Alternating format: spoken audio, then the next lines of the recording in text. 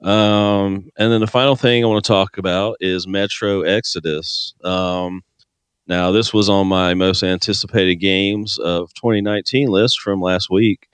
And so I picked that up this week. And so I got it on the Epic Store, the Epic launcher. So this is my first experience with that.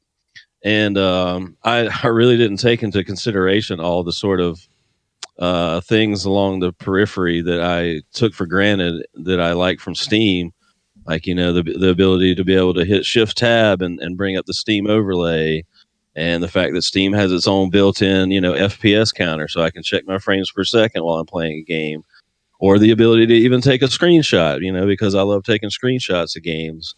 And so while Metro has its own photo mode, you really can't do anything with it because you can't like hit F12 to take a screenshot. So once I got kind of in the mix of it there, I was a little bit disappointed because I'm like, well, these are things I just wasn't even considering before playing this game, that I wouldn't be able to, take screenshots and all this other stuff. So while the Epic launcher is fine in and of itself, it's like I'm not going to be playing any more games on there until they add the features that we all expect from PC gaming that Steam has. But getting into the game itself, I got off to a rough start with it because my first 2 hours were spent troubleshooting the game because it kept crashing on me. And I couldn't understand why, because I could play it for about 10, 15 minutes, and then either the game would just crash out the desktop or my computer would just completely lock up. And so I eventually figured out it was just one setting. The game's set to run in DirectX 12 by default. And so apparently, if you're having those crashes, you need to set it to DirectX 11. And once I did that, it was smooth sailing. But yeah, as far as the game itself, I mean, I'm not super, super far into it, but what I have played so far, I definitely like. My Just talking about it from a technical aspect, it's the Metro games have always been like games that'll bring your computer to their knees, and so I was almost even not even thinking about getting this on PC because my computer is no spring chicken, even though I've updated it a lot. And I'm able to play it. I almost wanted to get it on Xbox just so I could have a good, nice, solid experience without worrying about technical difficulties. But it's pretty well optimized. Although I am a little bit concerned that it wasn't made PC first. It almost feels there's certain things about it that make it feel like it was maybe made on consoles first and then ported to PC, because it doesn't have a lot of the options that you would normally see as far as graphical options and stuff like that. And even when I first started playing the game, the beginning of the game is very scripted and more action oriented in a way, and it almost felt like a Call of Duty campaign or something. So I was a little bit like, I don't know about this. But once you get into the meat of the game, once you get past the first section and you kind of see what they're going for, you get dumped out into your first open area. Now, this game isn't open world, but they do have these like sort of like hub biomes almost, in a way where it's a little bit more open. You can explore and go out and do little side quests and go off the beaten path. And so that's pretty cool. I'm kind of two minds about that, where we already have enough open world games, and I sort of come to Metro as this old school, like linear, just corridor shooter. Like just, I just want to go from point A to point B. I don't want to get bogged down with exploring a huge map and all this other stuff. And while that stuff is fun, it doesn't take away from the game. I'm actually liking that element of it. But yeah, like I said, I'm of two minds, because it's like, well, I mean, I don't need these longer games. Like, just give me a shooter campaign that I can beat in like 10 to 15 or maybe 15 to 20 hours, please. And I guess if you were to stay on point, going, just from point A to point B and ignoring all the open worldiness of it, you can probably still have that experience. But no, overall it's good. It runs pretty good. I was able to it definitely wasn't bringing my computer to its knees, which, like I said, it made me question whether it was actually made on PC first. But it doesn't. I'm not playing it with all the new bells and whistles. I don't have the 2080 card in my computer, so I'm not able to do all the ray tracing stuff and all that. So I'm not playing it on like ultra settings with all the cool shit on. But it's even then, it still looks really great graphically. It's really awesome. I still love the creature designs. I think they look super cool. Like a lot of games, they have like cool creature designs in their concept art, but it doesn't really look that great in game. But their creature designs look really cool. I'm getting some like kind of Far Cry 2 vibes from this game. It has like that map system like in Far Cry 2 where you got to actually bring up a physical map in your hand and look at it in game. So you don't have this like map that you basically back up into.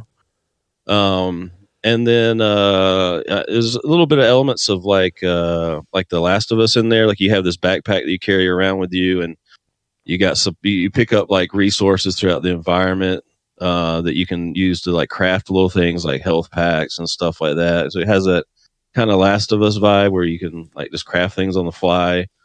Thankfully, the whole resource management in the game is not that crazy. I'm glad it's just a few different things that you manage, and you use those resources to basically craft everything like ammo and stuff like that. Which so the fact that it's a more open worldy type game now, it kind of breaks one of the things that I liked about the economy of the other games, which is that like bullets are ammo, and it had this very tight survival horror element to it, where it's like you just barely got through a level with a few bullets left in the chamber.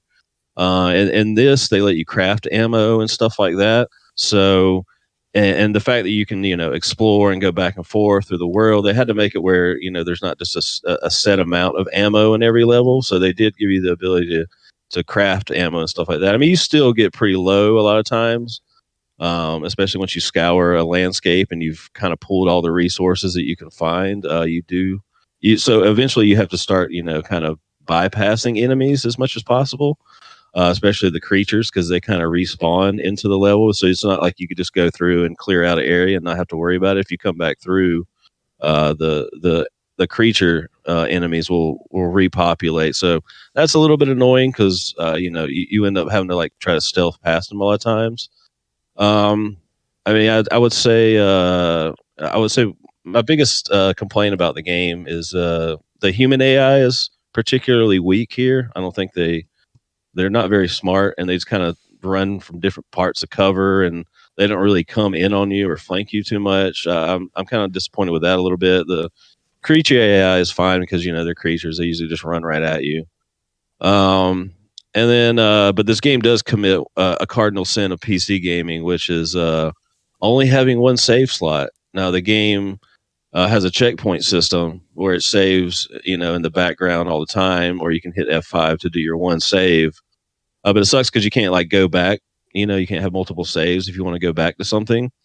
So that kind of sucks a little bit. And you could potentially get in a situation where the game saves it right before you fall off a cliff or something like that, and so you spawn in and fall and die, fall, die. I mean, it's probably going to be super rare that happens, but it could happen. So if you hadn't did your hard save lately, you could really screw yourself or have to go back a little while. But yeah, so far though, I mean, I'm really enjoying it. It's pretty much what I wanted it to be. I mean, it's not blowing my socks off like I thought maybe it would. It's gaming is changing super rapidly, and expectations change.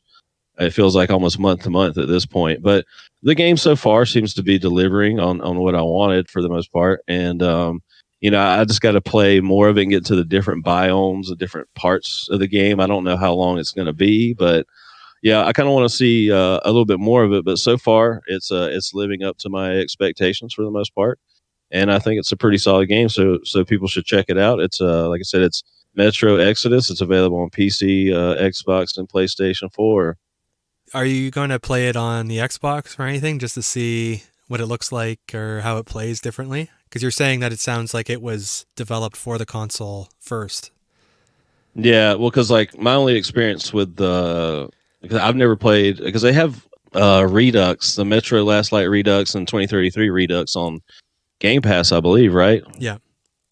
Yeah, but I've never tried them. I've always wanted to see how it felt. I just remember my first experience with Metro on a console was I picked up 2033 on the Xbox 360 back in the day, and I stopped playing that game within like an hour because it just felt so awful. And I just thought it was a bad game. It wasn't until I got a gaming PC about 6 years ago, and then I downloaded it again, and then I was like, oh, playing this on PC is a completely different ball game. So maybe I'll check it out on the console at some point. That's not anything that I'm really thinking about doing anytime soon. So I don't have any point of reference. Like I'm sure Last Light in 2033 play better on the Xbox One than they did on the 360, but I don't really know, so I can't really speak to that too much.